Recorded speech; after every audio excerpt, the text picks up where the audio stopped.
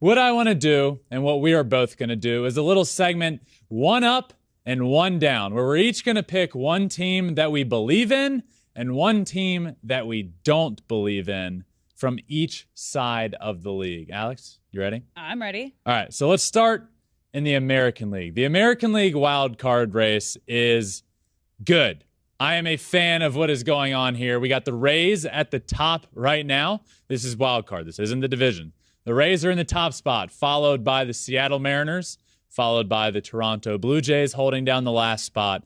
And then the Orioles and the Twins are the odd ones looking in from out right now. So I'll go first. My one up, the team on the American League side that I truly believe in. I am wearing their shirt, the fun differential from last year, which I don't know if you know what that's from, but run differential is a thing in baseball. Their run differential last year was awful, but they said their fun differential is what makes them so good.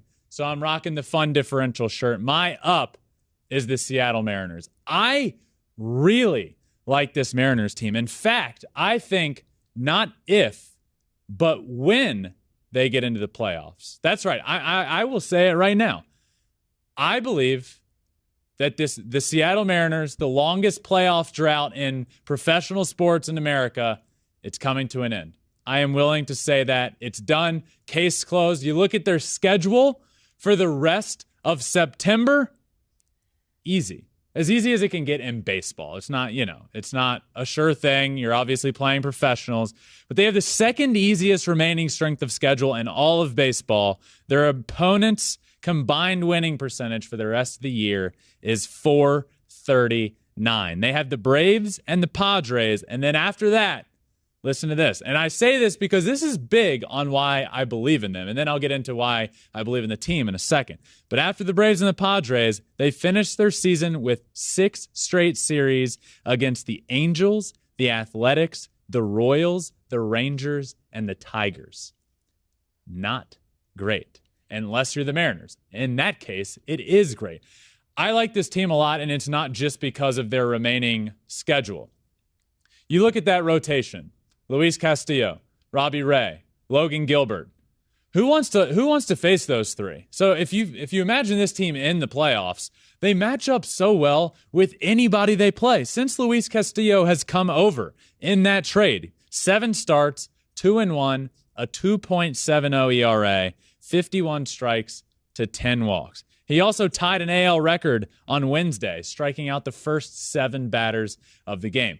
We're not talking about him enough because he goes from a team that wasn't very good and not talked about a ton, Cincinnati Reds, to a team that still doesn't get the notoriety that I believe they should for being a really good baseball team. But he goes to the Mariners. He was the best pitcher available at the trade deadline. They lock him up. They get him in-house. Next thing you know, their rotation is dominant. Julio Rodriguez signs that massive deal. I love that deal for him. It can range anywhere from like 6 years to 18 years, which that's insane. They match up well with anybody. They're a really good team. They pitch really well. Their bullpen is great, and their remaining strength of schedule is easy. For that reason, and for all of those reasons, my one up in the American League is the Seattle Mariners. Alex? All right. Well, my one-up is right above your one-up on that wall right there. The Tampa Bay Rays, they have been on a roll the last 2 months. They are just tapping on the Yankees' back, on their shoulder. They turned a 15-and-a-half game gap into a 5-game gap, which is huge. And they've been on a hot streak. Let me just give you this. They are 19-5 in their last 24 games, and they've allowed 3 runs or fewer 19 times over those 24 games. But this pitching staff deserves a lot of credit for the team's recent hot streak, all right? The team ERA is 2.64. That's first in Major League Baseball. I'm making it all kind of sports show today. Oh, my, what's coming out of my mouth here? And that's since August 1st. So they are on a roll. But there's also a notable time that all this kind of started to, that August 1st. What date is that close to?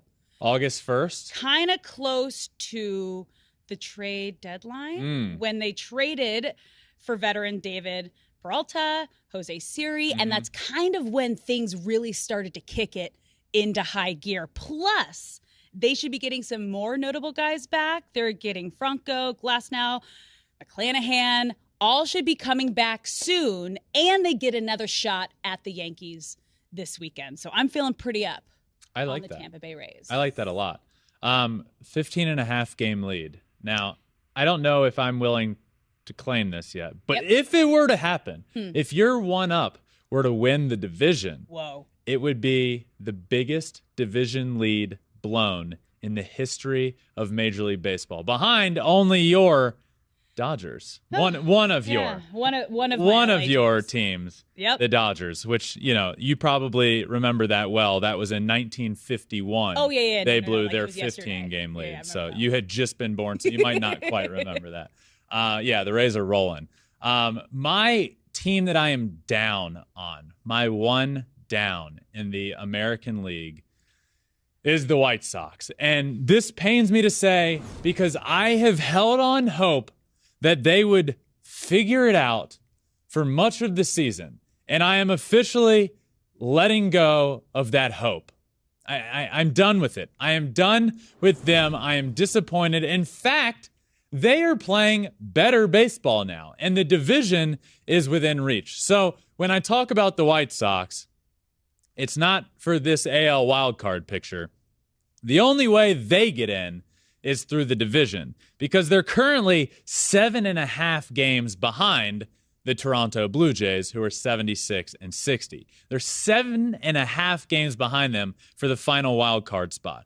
The White Sox last season had the best home record in the American League. They were 53 and 28. 53 and 28. This year, at home, they are 34 and 36. Below 500. For a team that is so freaking talented, that's so frustrating that the White Sox can't just figure it out. And Tony La Russa steps away for a little while. And look, I think we're all in agreement here, maybe beside the owner and Tony La Russa, that he might not be the best fit for this team. Everybody is in agreement there. He is named the manager. He hasn't done great. He's continued to not do well this year. He steps away. He has to take a leave of absence for a little while. Guess what? The team's playing well in that time. Now, hopefully, all is okay with Tony La Russa, obviously. But then he's expected to come back. And I just truly believe this team that is full of so much talent isn't led by the right guy. And I think that is a big problem there in Chicago. The rest of the team, I get tired of hearing the injury excuse with a team. At a certain point, you have to stop making excuses about injuries and just win ball games. And they're not doing that either. It's been frustrating. They have a negative 26 run differential this season. Minus 26. They are the only team in all of Major League Baseball with a winning record, albeit 69 and 68, and a negative run differential. So they are close there, within reach of the division, behind a not super hot right now Guardians team. But look, they've been a very surprise team and playing good baseball all year long, and behind the Twins. Will they figure it out? I'm done thinking so. They're now behind two teams, the Guardians and the Twins.